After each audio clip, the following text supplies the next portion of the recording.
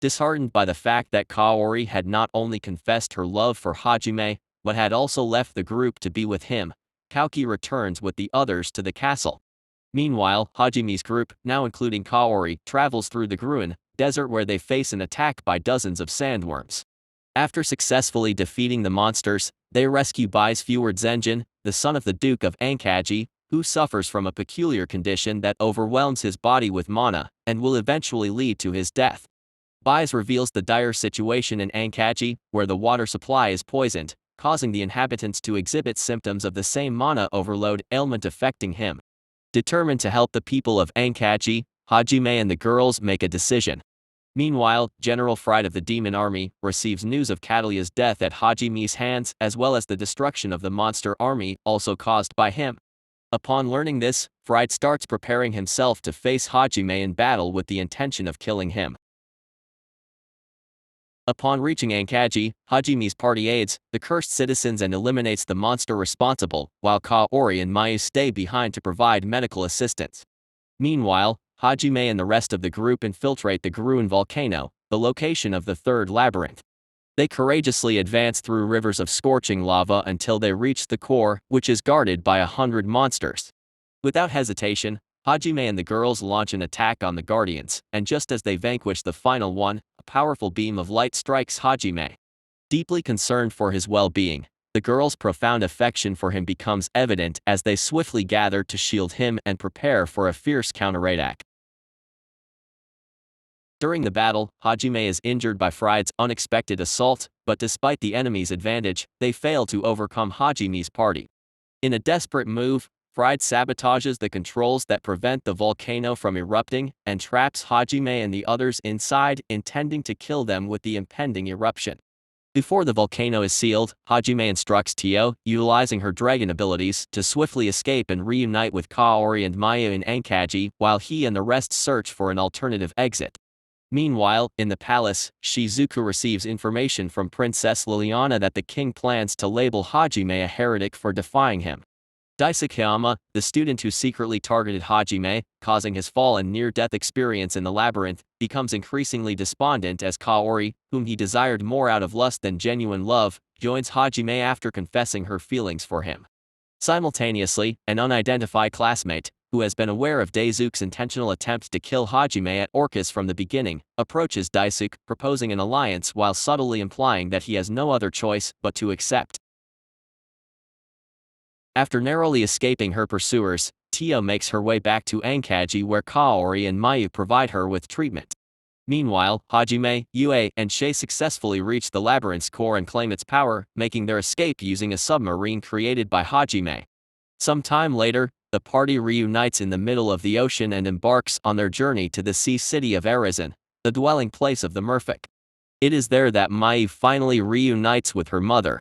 In the meantime, Shizuku seeks counsel from Aiko and discovers that Hajime has been officially declared a heretic by the church due to his refusal to comply with their commands. Aiko also discloses unsettling information regarding the peculiar behavior of both the king and the nobles. According to Hajime, they cannot place trust in either the church or the godate, as he is aware of their true intentions. Setting off from Arisen, the party embarks on an exploration of the submerged ruins of Melusine, which serves as the location for the fourth labyrinth. While progressing through the ruins, they come face to face with a formidable monster. Forced to retreat, Hajime and Kaori find themselves separated from the rest of the group. United in their struggle against the illusory adversaries within the labyrinth, Hajime and Kaori continue to fight together until they find a moment to rest and discuss their predicament. Hajime reproaches Kaori for persistently comparing herself to Yue and feeling inadequate in her presence. He emphasizes that his love is reserved for Yue, who stood by him during his most challenging moments, and suggests that Kaori should consider leaving the party if she cannot accept this. Meanwhile, in the castle, Aiko is abducted by a nun, while Liliana silently observes the scene from a distance. Hajime and Kaori continue their joint exploration of the dungeon, and during their journey, they witness a scene from the past in which Ayat's interference shatters a peace treaty among the races. As they press on, Kaori becomes possessed by a spirit that endeavors to compel Hajime's submission. However, Hajime resolutely refuses and resorts to using magic bullets to torment the spirit until it departs from Kaori's body. Eventually, Kaori harnesses her own powers to exorcise the spirit from within herself.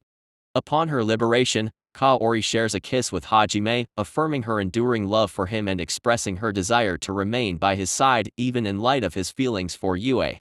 Subsequently, the pair reaches the heart of the labyrinth, where they reunite with the rest of the group.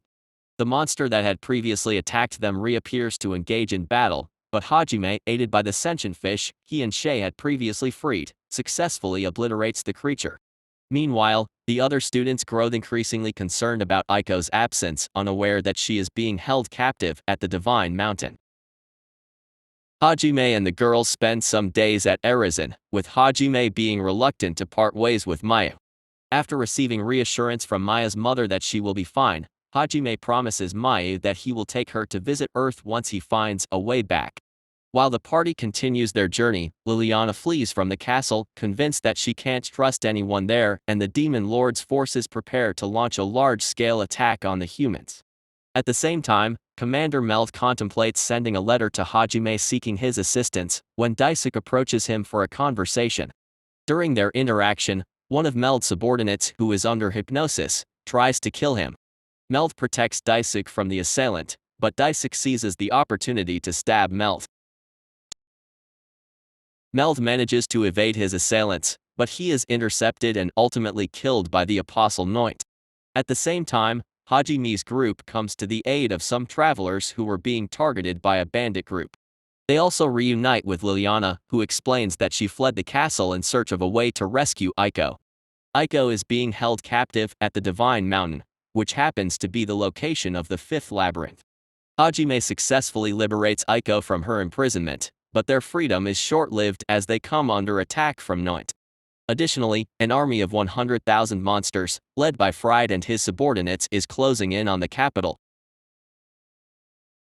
Under the influence of the priest's magic, Hajime finds himself at a disadvantage in his battle against Noint as he focuses on protecting Aiko from harm. Meanwhile, Yue and Shea take on Fried and his soldiers, overpowering them and forcing Fried to retreat.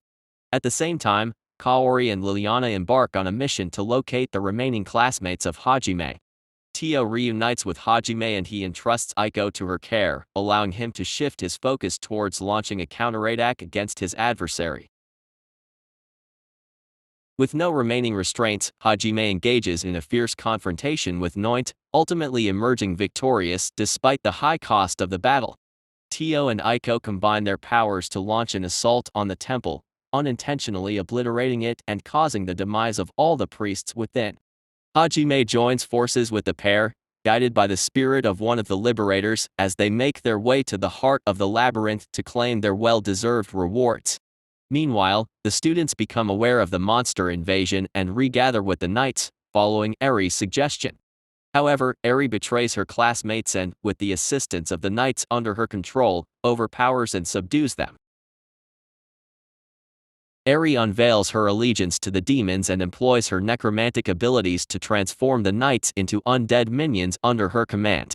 Additionally, she confesses that her primary objective is to convert Kaoki, the one she loves, into an undead, ensuring his undivided attention. In the midst of the chaos, Kaori and Liliana arrive to lend their aid, with Kaori utilizing her powers to heal the remaining classmates, who commence their resistance. However, Daisuke inflicts a fatal blow upon Kaori, and Eri prepares to turn her into an undead to have her by his side. At the last moment, Hajime materializes and eliminates the possessed knights using his minigun. Eri commands the resurrected undead Meld to assassinate Hajime, but Meld, with his last remnants of consciousness, implores Hajime to end his suffering, to which Hajime accedes without hesitation.